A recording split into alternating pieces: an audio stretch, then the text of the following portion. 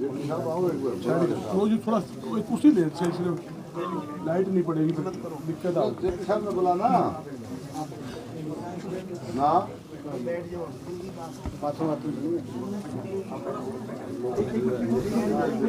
Side side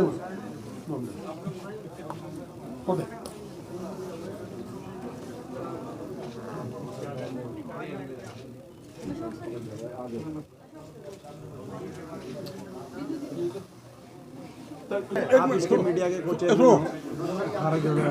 सभी हाँ सभी साथी आए हैं, सभी इलेक्ट्रिक के प्रिंट मीडिया का और जितने भी नेतागण यहाँ आज पधारे हैं उनका मैं तहे दिल से स्वागत करता हूँ।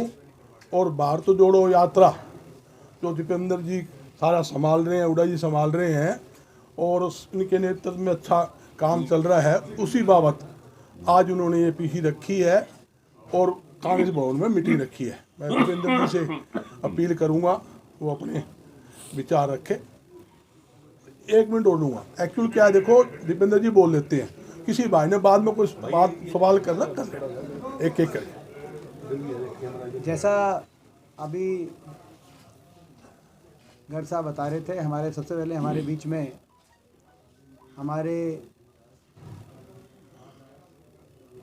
सम्मानित जो हमारे ज़िले के प्रभारी हैं जयप्रकाश जी, जो भारत जोड़ो यात्रा के हमारे ज़िले के प्रभारी हैं आदरणीय प्रोफेसर संपत सिंह जी, हमारे गर्ग साहब जो कि भारत जोड़ो यात्रा के मीडिया कमेटी के को चेयरमैन भी हैं, और सभी सम्मानित हमारे आदरणीय परमवीर सिंह जी, सुभाष गोयल जी, प्रोफेसर राम भगत जी, हमारे घोडेला साहब, धर्मवीर गोयल जी, करण सिंह रानोलिया जी, कुलवीर जी अभी यहीं थे, नरेश सेलवाल जी, सभी जो सारे साथी हैं। आपको जैसा कि पता है कि आज कांग्रेस पार्टी का स्थापना दिवस भी है, तो सबसे पहले उसकी शुभकामनाएं देते हैं। कांग्रेस पार्टी एक विचारधारा को लेकर लड़ाई लड़ रही है और एक लंबे इतिहास से मैं उन कांग्रेस पार्टी ने हर तरीके का समय देखा है, अंग्रेज़ों से लड़ाई लड़ी, उस विचारधारा को लेकर उतार चढ़ाव देखे, मगर आज हमारा स्थापना दिवस हम मना रहे हैं, तो ये शुभ दिन है। ऐसे दिन पे आज ये प्रेस कॉन्फ्रेंस भी है और वर्कर मीटिंग भी है। कांग्रेस का एक बहुत बड़ा कार्यक्रम भारत जोड़ो यात्रा, राहुल गांधी जी के नेतृत्व में जो ये भारत जोड़ो यात्रा लगभग 3000 किलोमीटर चल के जो पहुंची हरियाणा में, तो आपके माध्यम से हम धन्यवाद करते हैं हरियाणा वासियों का और सभी कार्यकर्ताओं का धन्यवाद करते हैं। हिसार से भी बहुत लोग गए, फतेहाबाद, सिरसा, बहुत सारे पूरे इस इलाके से बहुत लोग गए, और 3 जिलों में वो मेवात, गुड़गांव और फरीदाबाद 3 जिलों में यात्रा रही। अभूतपूर्व लोगों का आशीर्वाद और साथ समर्थन मिला उस यात्रा को, आपने तस्वीरों में देखा, लेकिन तस्वीरों में चीज़ बयान नहीं की जा सकती। फरीदाबाद की सड़कों पे जिस तरीके से आम जनमानस निकल के जो आया, वो एक दृश्य ऐसा दृश्य था कि ना तो किसी को उसकी फ़ोटो खींची जा सकती, ना वीडियो बनाया जा सकता, ना कुछ बयान किया जा सकता, लेकिन हम लोगों का बहुत बहुत दिल की गहराई से और ह्यूमिलिटी से हम लोगों का धन्यवाद करते हैं। अब यात्रा दूसरे चरण में हरियाणा में दूसरे चरण में भी प्रवेश करेगी, क्योंकि हरियाणा की हमारी ज्योग्राफी ही ऐसी है कि अगर श्रीनगर जाना है, जम्मू कश्मीर जाना है, तो हरियाणा का लंबा सफ़र तय करना पड़ता है। तो दूसरे चरण का कार्यक्रम राहुल जी का ये रहेगा, इस यात्रा का 5 तारीख की रात को यूपी में सारे कार्यक्रम समाप्त करके राहुल जी रात को विश्राम सनोली गांव पानीपत जिले अपना सामान MRP पर नहीं डिस्काउंट पर लो। और हिसार में डिस्काउंट कहाँ मिल रहा है ये जानो SaleTrending.com पर। विजिट SaleTrending.com, पहले कंपेयर करो फिर शॉप करो। के अंदर गांव पड़ता है, वहाँ उनका रात्रि का विश्राम का कार्यक्रम है, तो एंटर कर जाएंगे हरियाणा को। 5 की रात को यात्रा नहीं होगी। 6 को सुबह थोड़ा सा यात्रा रहेगी, मॉर्निंग वॉक, उसके बाद 6 को रैली करेंगे। जो कांग्रेस पार्टी, अखिल भारतीय कांग्रेस कांग्रेस पार्टी का इस यात्रा का राहुल जी का जो फॉर्मेट है, उसमें यह कि एक रैली सारे कांग्रेस जन पूरे प्रदेश के मिल के एक बड़ी रैली करें हर जगह, जिस प्रदेश में वो जा रहे हैं। तो वो रैली हमारे यहाँ निर्धारित की गई है पानीपत में। पानीपत में सुबह 11 बजे का समय है। मॉर्निंग वॉक के बाद उस दिन दोपहर को कोई वॉक नहीं है। पानीपत में ये रैली की जाएगी, महारैली, आर पार की रैली, इसको कितनी बड़ी आप कह रहे हो, क्योंकि जो लोगों ने अपना आशीर्वाद दिखाया, झलक दिखाई, उसको पूरी रूप में पानीपत की इस रैली के अंदर आप देख पाएंगे। उसके लिए हम आज कार्यकर्ताओं से बैठक करेंगे। उसके बाद 6 को ये रैली पानीपत में, 7 को करनाल में चलेंगे। 7 की रात को करनाल शहर में याद यात्रा समाप्त होगी। 8 को करनाल से चल के थानेसर पहुँचेंगे, कुरुक्षेत्र जिसको कहते हैं, और थानेसर में शहर में 8 की रात को यात्रा समाप्त होगी। 9 को कुरुक्षेत्र से चल के और कुरुक्षेत्र में रहेंगे सारे दिन। एक ठोल गांव पड़ता है अंबाला कुरुक्षेत्र बॉर्डर पे, ठोल गांव में वो यात्रा का विश्राम होगा। और 10 का एक दिन की छुट्टी रहेगी, अवकाश एक दिन बीच में रहता है। हफ्ते 10 दिन के बाद सभी यात्री एक दिन का रेस्ट लेते हैं। और 11 को वहीं से ठोल गांव में ही रहेंगे, अवकाश मतलब वहीं। और मेरा नहीं, और 10 को एक दिन का अवकाश के बाद 11 तारीख को वहाँ से चल के वाया अम्बाला जो है, 11 तारीख को ठोल गांव कुरुक्षेत्र से चल के वाया अम्बाला पंजाब रात तक पंजाब शंभू बॉर्डर पे हम पहुँच जाएंगे।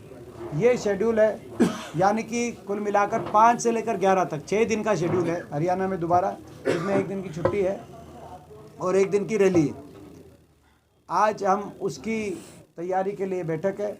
हरियाणा में जो इतना समर्थन मिला, आप सवाल पूछो उससे पहले हम बता दें, ये हम मानते हैं कि ये प्रतीक इस बात का है कि राहुल गांधी जी की इस जो तपस्या है, जो ये उन मेहनत कर रहे हैं, एक सच्ची सही नीयत से उनका ये प्रयास है, उसको लेकर लोगों के मन में सहानुभूति राहुल गांधी जी के प्रति, कांग्रेस पार्टी के प्रति बढ़ी है। और दूसरा, हरियाणा में लोग मौजूदा बीजेपी और जेजेपी सरकार से पूर्ण तरह से तंग आ चुके हैं। जो इनकी नीतियां हैं, रिकॉर्ड तोड़ बेरोजगारी देश में, बेइंतहा महंगाई, देश में सबसे ज़्यादा महंगाई, घर का बजट बढ़ गया, बेरोजगारी, महंगाई, बेइंतहा भ्रष्टाचार, जेजेपी और बीजेपी ने जो महकमे बांट के आपस में लूट मचाई प्रदेश में, और भेदभाव, जाति धर्म भाषा का भेदभाव, ये जो नीतियां रही हैं जेजेपी और बीजेपी की हरियाणा प्रदेश में, इन नीतियों से भी हरियाणा की जनता का मोह भंग हो चुका है, पूरी तरह तंग है। और हरियाणा को विकास के रास्ते पे लेके जाने के लिए, एक उज्जवल भविष्य के लिए लोग आशा भरी नज़र से कांग्रेस पार्टी की ओर देख रहे हैं। इस बात का भी प्रतीक है जो लोग इतने उमड़ के आए। तो हम लोग का एक बार फिर धन्यवाद करते हैं। बाकी आपको कोई प्रश्न हो तो हम उनके उत्तर। सर, भारत जोड़ो यात्रा चली हुई है हरियाणा में, जब भी देखे बीजेपी के लोग यही कहते नजर आ रहे हैं कि पहले कांग्रेस को जोड़ दो, तो हरियाणा में कांग्रेस की ये जो है, क्योंकि बीजेपी के पास हमारे लिए कहने कुछ है नहीं, 2-3 बातें कहेंगे बीजेपी वाले, मैं पहले ही जवाब दे दूं कि भाई कांग्रेस को जोड़ो, संगठन नहीं है। जो है, मैं यही कहना चाहता हूँ बीजेपी वालों, कांग्रेस की चिंता छोड़ो और आप भी भारत जोड़ो, क्योंकि कांग्रेस एक है। अगर कहीं फूट है इस प्रदेश में तो वो बीजेपी में फूट नज़र आती है। आदमपुर चुनाव में आपने देखा राव इंद्रजीत जी क्यों नहीं आए, केंद्रीय मंत्री नहीं आए, एक दिन आ जाते।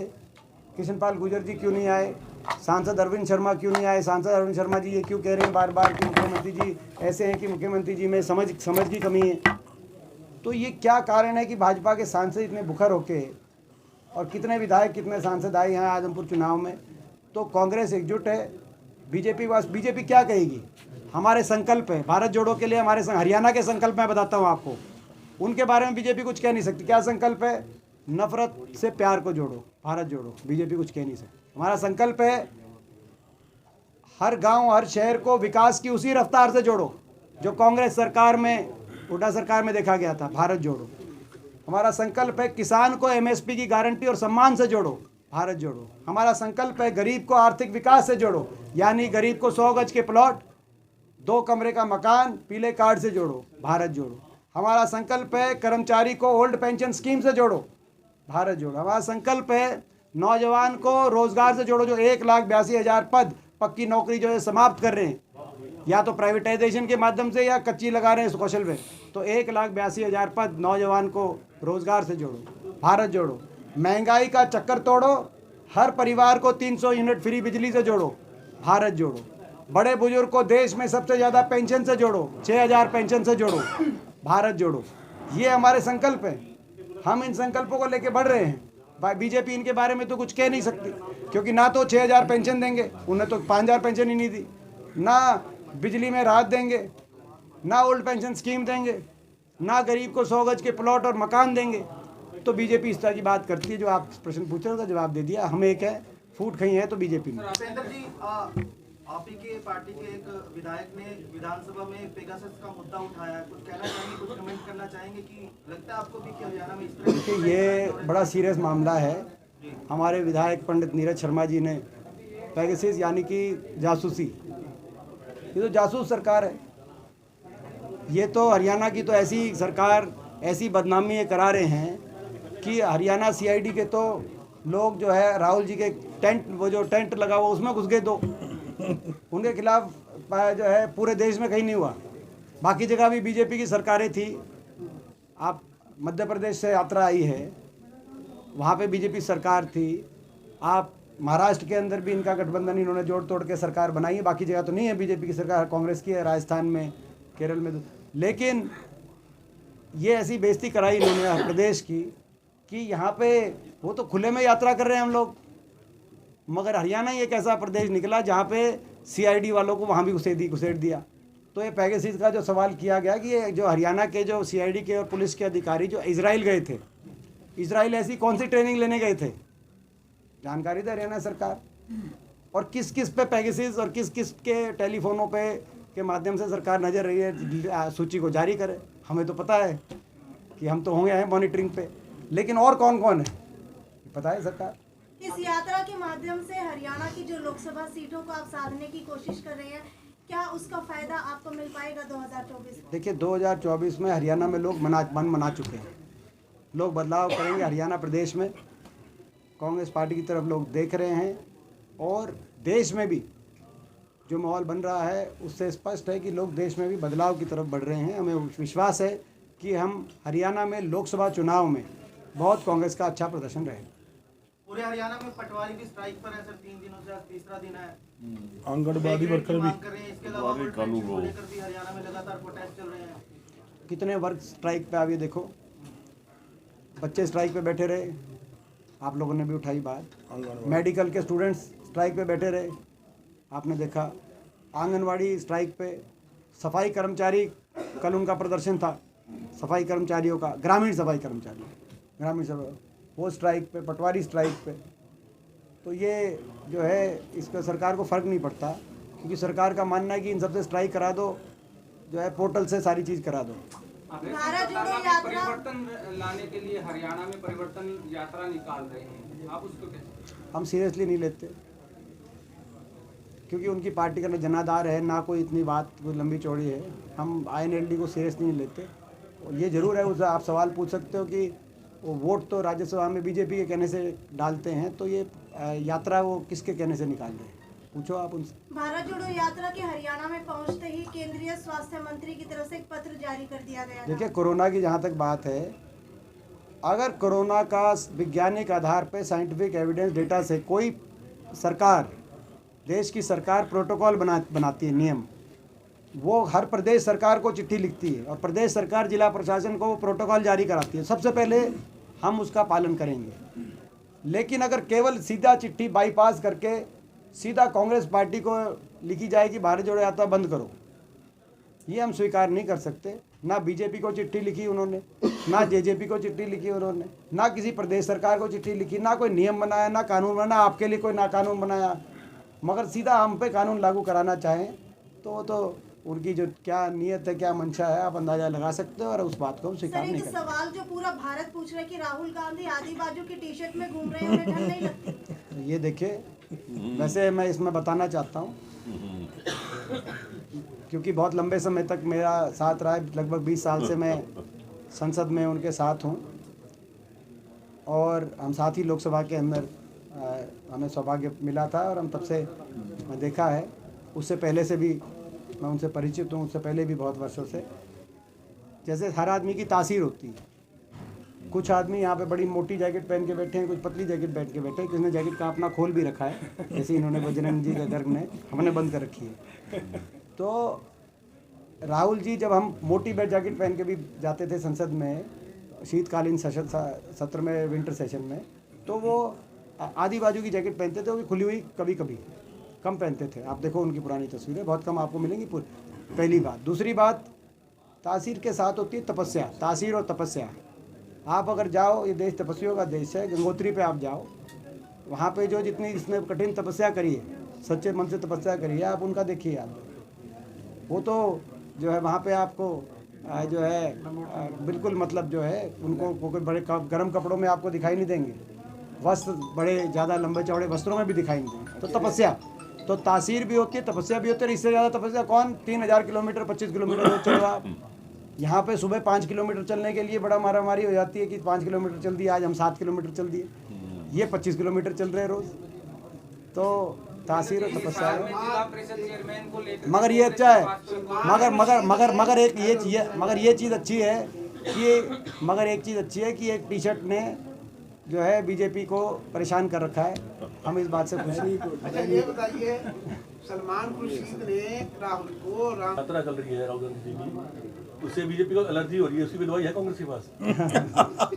अभी मनोज देखो वो तो अब जो है आपका हिसार में जिला परिषद के लिए कांग्रेस के पास कोई कौरम है? क्योंकि बहुत सारे ऐसे आपके पार्षद है कांग्रेस के जो बहुत अच्छे बहुमत से जीत करके आए हैं। आपके क्या बनाएंगे चेयरमैन कांग्रेस पार्टी? समय बताएगा। हुड्डा साहब, बड़े दुर्भाग्य की बात थी, ये हरियाणा को लूट और भ्रष्टाचार के सुपुर्द करने का समझौता था। जैसे ये आदमपुर में भी हमने कहा उपचुनाव में, ये अपने जो है कुछ जो भाजपा की एक नीति रही है पूरे देश में, भ्रष्टाचारियों बड़े बड़े मुकदमे बनते हैं, काले धन संपत्ति के, विदेशों के बहुत तरह के मुकदमे बनते हैं। उसके बाद उनके साम दाम दंड देव के दबाव में रातों रात बीजेपी में शामिल कराए जाते हैं लोग, और वो रातों रात काला धन सफ़ेद बनता है और वो भ्रष्टाचार से उनको मुक्ति मिल जाती है। देश को भ्रष्टाचार से मुक्त करने में लगी है बीजेपी, क्या करे। ठीक है, वो तो बिल्कुल जो है। ये एयरपोर्ट का मैं बताना चाहता हूँ। एयरपोर्ट आपको पता है कि 2013 में जब चौधरी अजीत सिंह जी नागरिक उड्डयन मंत्री थे, तब भारत सरकार की कैबिनेट मीटिंग ने पहले तो CCEA cabinet committee on economic affairs ये फैसला किया कि 50 छोटे एयरपोर्ट्स को सरकार डेवलप करेगी और सरकार उनको चलाएगी। फिर भारत सरकार की कैबिनेट मंत्री ने उन 50 में से 2 एयरपोर्ट हरियाणा के चयनित किए। प्रदेश सरकार ने 2012 में 4 एयरपोर्ट्स की प्रस्ताव भेजा था, पिंजौर भी था और नारनौल भी था, लेकिन उन्होंने 2 ही पिकअप किए, करनाल और हिसार। तब ये एयरपोर्ट मंजूर हुआ डोमेस्टिक एयरपोर्ट के लिए। उसके बाद इस सरकार ने आने के बाद वो सारे ठंडे बस्ते में जल की चीज़ें, इन्होंने फिर एक 2016 में एक नई नीति बनाई, भारत जो अपना मोदी सरकार ने, उस नीति का नाम इन्होंने रखा उड़ान योजना। और उस नीति के तहत ये कह दिया गया कि भाई ये एयरपोर्ट पे बहुत कम खर्चा लगाएगी सरकार। पहले तो थी जो 50 एयरपोर्ट डेवलप होने थे, पूरी जो मंजूरी जिसकी मिली थी हमारे समय, वो पूरी तरह देश की सरकार को डेवलप करके और प्रदेश सरकार की सहायता से, और उनको ऑपरेट करना था जो डोमेस्टिक एयरपोर्ट जैसे बाकी जगह डोमेस्टिक एयरपोर्ट ऑपरेट होंगे।